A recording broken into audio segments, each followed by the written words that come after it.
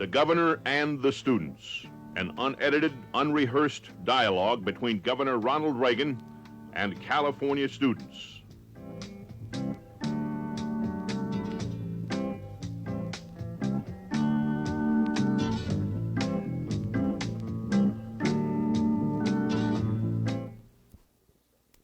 You're going to start. I'd like to. Well, I'll make a little thing here about who you are. Well, today we have representatives here, juniors and seniors from 3 schools. They're all from the Stockton Unified School District, Edison School, Stag School, and Franklin School. And this is a cross-section of the students of these 3 schools, and as I say, juniors and seniors. And we'll get right at it and start asking the questions now. And the only preparation we've made is, at least between us, they've prepared, I know, is who will be first? I'd like to know if you think that teachers should have their present lifelong tenure and what could be done to change the system, if anything. Tenure, and should teachers have lifelong tenure? I can now become an enemy of all the teachers when I say this. I think it's a system that should be studied and reviewed. I know the reason for it when it started. There was a time when teachers were fired at the whim of school boards and lived a life of insecurity. But I wonder sometimes if lifetime tenure should not perhaps be achieved after several periods of tenure that can be reviewed. In other words, have tenure for X number of years and then comes a review. It's a little bit like the Hollywood movie contracts in the old days when the major studios were hiring all the actors under contract, and you'd have a 7-year contract, and maybe in the middle of it there was an option that a studio could change its mind if it wanted to. Maybe something of this kind, but I have to wonder about a lifetime tenure and given early in a career. It isn't true in any other profession or any other job. That's just a personal opinion of mine, but before I would say that it should be changed, I think it should be very thoroughly studied. What do you think about the open classroom kind of education? The open classroom kind of education? The open classroom kind of education. Now, you're going to have to explain the term to me. I'm not sure I'm familiar with that. Well, it's mostly set on teaching people how to think instead of teaching them facts. In essence, that's what it is. Well, I think that certainly education should be how to think more than what to think. But I think you could carry that too far also. There are certain exact sciences where you must learn the principles of it. Mathematics, for example, it might be fun to conjure up whether 2 and 2 should make 4 or 5, but you can't get away from the fact that whether you like it or not, 2 and 2 makes 4, and you have to learn that fact. And I think also, I have a relative who's a brain surgeon, and he has very often said that the brain is a muscle like any other muscle, and you have to work it or it'll get soft like any other muscle. And whether that's an apt description or not, I know this, that back in the picture business, when we had a script and every night you had to learn the lines for the next day's work, it was a very funny thing. As you went on and were working more and more, you'd get to the place where you could memorize those lines with almost 1 reading, maybe 2 readings at most, and you'd have them memorized. When the picture started, no, you'd have to study and work at it and memorize them, showing that the brain does do this. And there's a discipline in having to learn some facts. Sometimes you may think, why am I ever going to learn that 1492 Columbus discovered America? If I want to know that, I can look it up in a book. But you have to think that some of education is the discipline of learning. To discipline yourself to acquiring facts and making use of them in the classroom, even if they're not going to prove something useful later in life.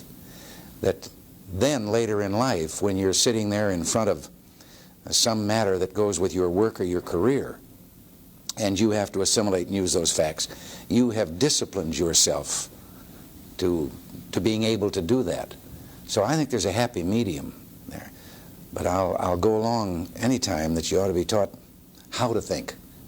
Well, what the advantage was supposed to be of this is that if it's taught at early levels of, in grade schools, then people won't have to, they'll want to learn later on, so that they'll have the discipline later on, instead of just being tracked all the way through school. Well,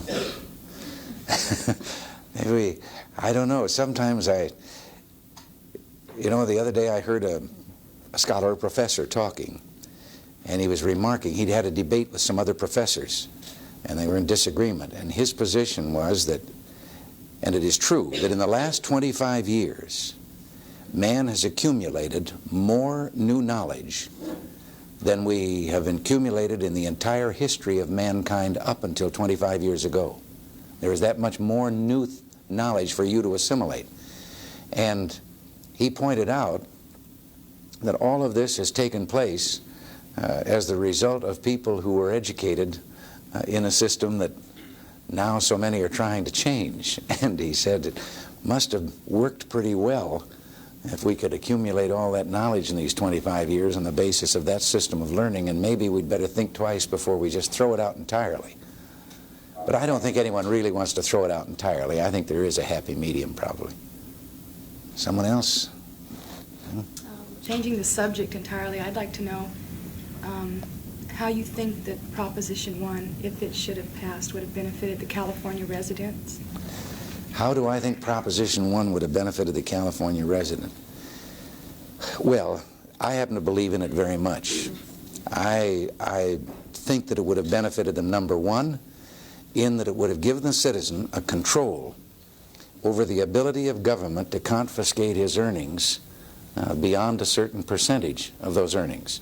In other words, all Proposition 1 did was say to government, up to a certain percentage of our earnings, yes, you, government, can take this money from us in taxation for the things that you in government decide are the proper functions. Beyond this point, you have to get our permission. Simply said the people would have to vote to raise that limit. Now, it wouldn't have made too great an impression on the tax burden of the people, because the bulk of the tax burden is at the federal level. They're taking about 70 cents out of every dollar. But it would have set a pattern. As a matter of fact, even in failing, Proposition 1 has planted a seed. There are at least a dozen states in the Union right now that have under consideration a Proposition 1.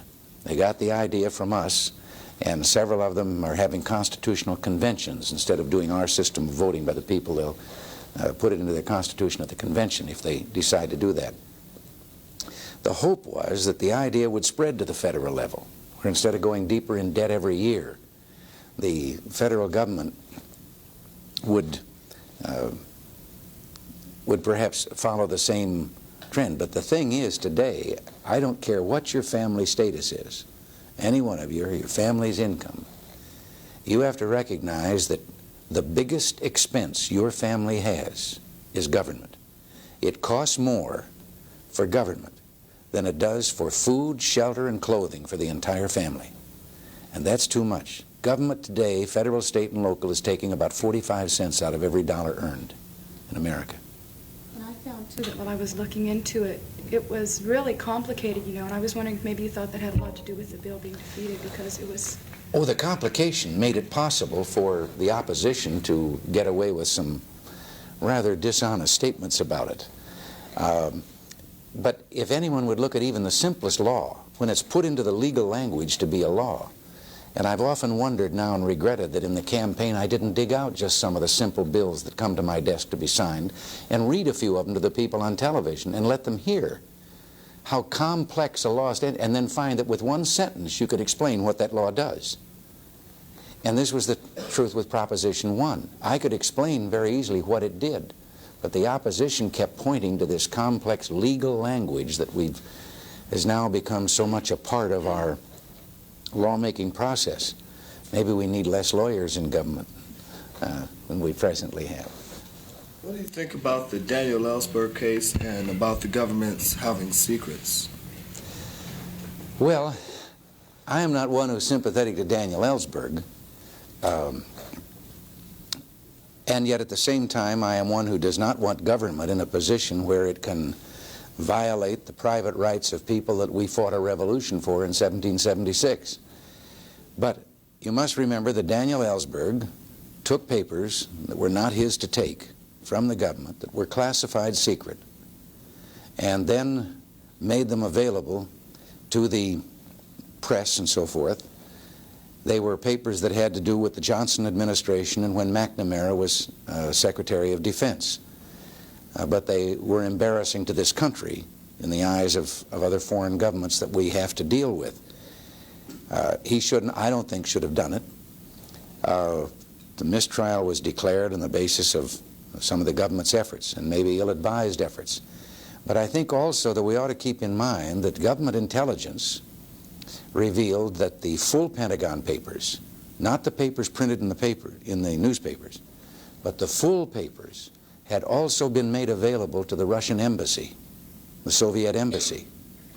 Now, a government is entitled to, as a matter of fact, is responsible for taking precautions where national security is concerned, where spies may be involved. And this is what I think was involved in this case.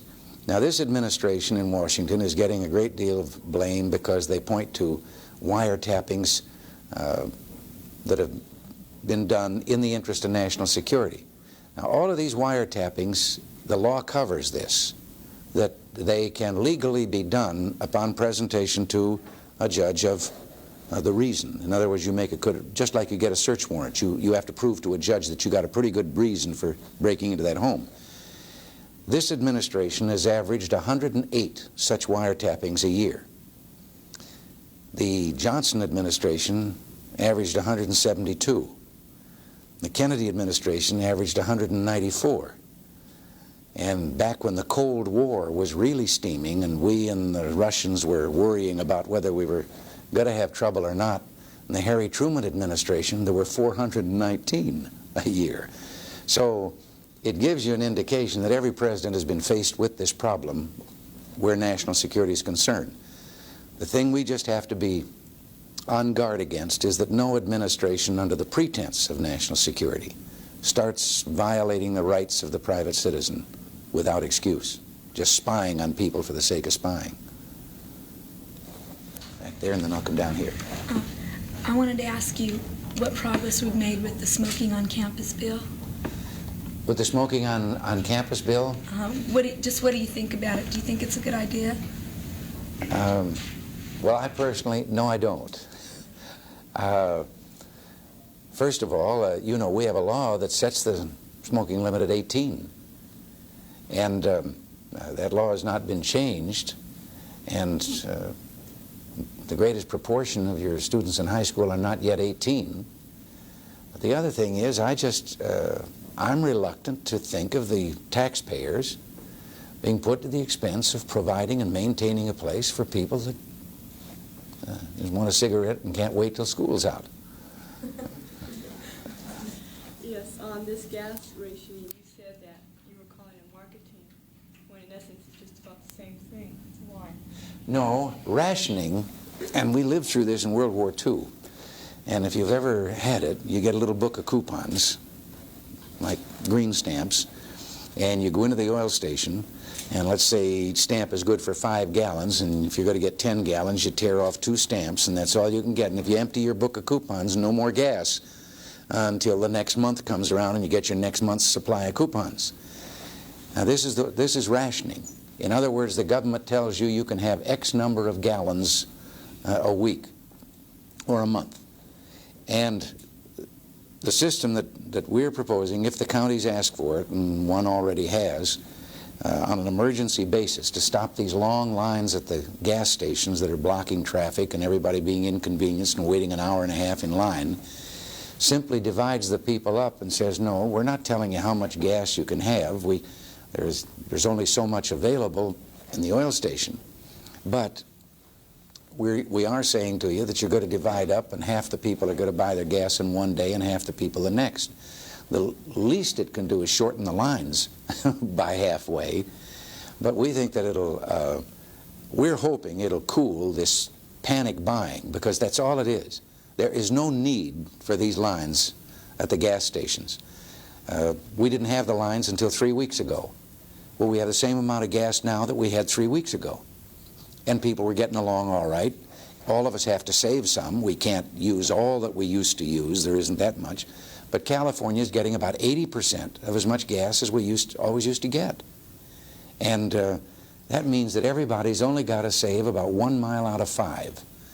Eliminate that many unnecessary trips with their cars. Yes, like you proposed, like the even on license plates. Would this also apply to government officials? Yes, it'll apply to everyone except for those emergency vehicles. They have to get the required amount of gas. This is, you know, ambulances, fire trucks, police cars, this sort of thing. And I think there will be provision made for some commercial, you know, some delivery services that usually have to get gas every day because they spend the whole day delivering it. Has the state made any move to sort of like enforce this, like getting smaller cars, compact cars for the state, for the usage of the state? I think we have. I think there have been some moves made with regard to smaller cars, particularly in the leasing area. The fleet buying, of course, that can't be changed until time comes to get rid of the cars that you presently have. But yes, there have been some steps in that regard. How will you fluctuate this in the metropolis areas such as Los Angeles and the Bay Area? Well, this, you see, the way we're going to do it, I have resisted putting this on a statewide basis. In other words, we're not mandating and saying the whole state has to have this. We've sent a wire to every county and said, if you have this emergency situation, you feel it's an emergency, people lined up at the gas stations and so forth, you simply tell us that you want us to invoke and, you know, mandate this as an emergency in this county. And we will then do it at their request. And any time the county feels there's no longer an emergency, they'll lift it. So far, the emergency seems to be in the metropolitan areas, not as much here in the north. Funny thing is, it's concentrated down in Los Angeles, San Diego counties, and down there. This is why we didn't want to do it statewide. And we don't think that some of the rural counties are going to want it at all. As a matter of fact, when you get out in the country, you don't have any trouble getting gas. They're doing just fine. Yes, Governor, I was wondering, have you ever thought of retiring from politics, and could you give us a few reasons why you answer so? If I've ever thought of retiring, and a few reasons why? I was wondering, have you ever thought of retiring from politics, and could you give us a few reasons why you answer this way? Yes, I've thought about it because come January 1st, I'll be out of it. I never sought to be in politics. I had a pretty good career that I was enjoying very much. And some people kept after me in 1965 that I should run in the 1966 election. I kept saying no. I'd never considered running for public office in my life. And they finally convinced me that I had as they put it, an obligation, a responsibility to do this. And they gave a lot of reasons I won't go into now as to why I should do it, and I've done it. I must tell you, it's been a wonderful experience, these 7 years, but I never set out to have a government or a political career. When I'm through in January, next January, I have stated publicly many times that I would like to, if I can, go out on the speaking circuit. I call it the mashed potato circuit, after dinner and after lunch, and go to campuses and go to schools and talk on some of the things that I've learned about this economy of ours and political system, and dispel some of the fairy tales that I think too many people believe about government and some of the things we're doing. What do you feel are some of the advantages and disadvantages of entering politics? Some of the advantages and the disadvantages? Well, the advantage, I think, has to be that you yourself feel strongly about some things that you would like to help get done in government, that you believe in are wrong and should be righted and so forth. That's the main thing, and the main thrill is to actually be able to cope with those problems. Now, for 20 years, and I suppose this is what led to these people asking me to do this or telling me to do this, I'd made speeches, I'd gone out and been invited to speak, and I'd talked in behalf of candidates and things that I believed in. And I thought that was pretty rewarding to do that, I mean, and have a chance to talk about it. I found out that, of course, it can't compare to actually dealing with it and getting something done and seeing an improvement made. Disadvantages, of course, are pretty obvious. It's you don't have any private life, and you read and hear some things about yourself that make you go in the shower sometime and make quite a speech to the shower walls that you can't make to people. Your family has it. Take any one of you. I have a son in high school. I know that it isn't as easy for him as it is for the rest of you. I know that when there's something in the front pages of the papers or somebody's taking a big swing at you or something, that his schoolmates give him a little trouble and a little hard time. I stood on the sideline at a football game he was playing, and I heard the other fellows in the other team saying, which one is Reagan, which one, let's get him. And, there are things like that that are disadvantages, and I still think the advantages outweigh the disadvantages, but if you're thinking about it, and everyone should think about it, because our country was made to be run by the people. It wasn't made to be run by a bunch of professional politicians who made a lifetime career out of it. Some of those, yes, and they become great statesmen, but there ought to also always be a seasoning of people who just take a crack at it for a few years' time because they think it's their responsibility. Then you've got that input into government from the man in the street and the thinking of the people. And but if you're going to do it, then you ought to have something you feel very strongly about, that you believe in, you want to try to do. Since the voting age and the smoking age is 18, how do you stand on lowering the drinking age to 18? Well, that again would have to be voted on by the people. It's in our state constitution. And the people would have to vote on lowering the drinking age. And if you're asking how I would vote, I don't mind telling you, I'm afraid I'd vote no. As a matter of fact, I think we'd probably make more sense if we increased the age and made it higher before you could take a drink. I don't think any of us, and I'm not being a hypocrite, yes, I take a drink and I do this now in my life. I think I do it more sensibly now than I did when I was younger. But I don't think anyone's going to pretend it's good for you. I think I better get people who haven't asked one yet. Did you ask one yet? Yeah, well, this was just a quick one. Oh, all right, then I'll come to you. Okay. I just wanted to go back to his question.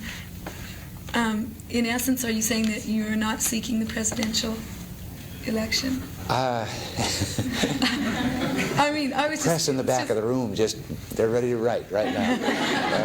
Sorry. No, I'll tell you, this is just not a time to make that decision. I'm aware of all the talk and all, but it's too early. And really decided, yes or no? It isn't time to make such a decision. Now, such a decision be made sometime next year, depending on whether people are still interested in still talking that way. Then make the decision. Now, wait a minute, I was going to take him next. Since the food shortage, everybody has been asked to cut down on their use of food. In what ways have you cut down on yours? Well, well, now I don't have too much to say about my traveling, so I can't do too much of that. You know, that's one thing that goes with this job. Every day there's a piece of paper comes out, and I look at it, and it tells me what I'm going to do every 15 minutes and a half hour for the whole day. Scheduling is done on that basis. But I'll tell you, at home, we've done the same things that all the rest of you, I hope, have done. We found out when this shortage came that, Lord, we'd fallen into bad habits. You know, come dark, we turned on all the lights in the house, and whether you were in that room or not, left them on. Now we turn out the lights we aren't using, and we have the thermostat set down and put on a sweater instead of sitting around without it in the evening. And it's made quite a difference. Here in the Capitol, in the state buildings, to show you what can be done just by a little voluntary conservation. Now, you haven't missed any lights. Well, of course, not in here with all these TV lights on. But just by asking the people in state government in the state buildings to save on lights when they could, and setting the thermostat at 68 in the state buildings, we have saved for 4 months, we have averaged saving 41% on natural gas and 32% on electricity. Now that's how much was being wasted just in the public buildings, and I'm quite sure in private buildings as well.